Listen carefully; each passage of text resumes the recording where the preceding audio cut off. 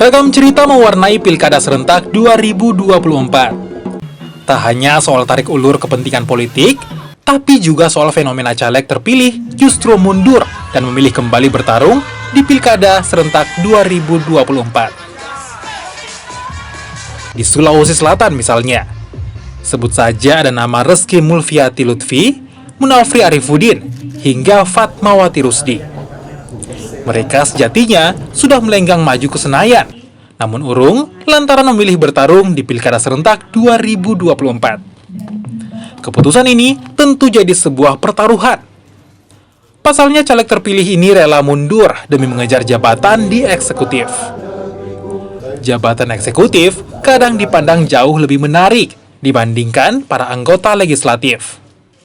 Ya, menjadi eksekutif rupanya lebih menarik dibanding di legislatif.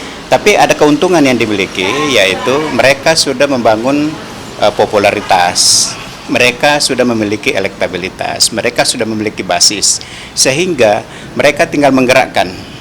Memang lebih mudah dibanding dengan kandidat baru yang baru mulai sosialisasi, baru melakukan mapping, penguatan basis, jejaring, sementara waktunya sangat sempit.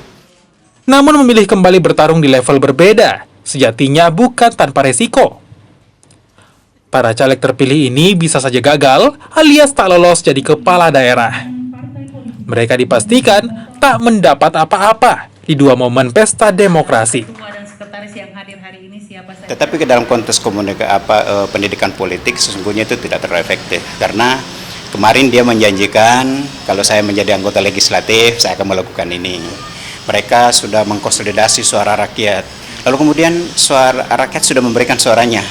Tetapi kemudian ternyata belum ditunaikan satupun, belum dilantik, mulai lagi turun berjanji.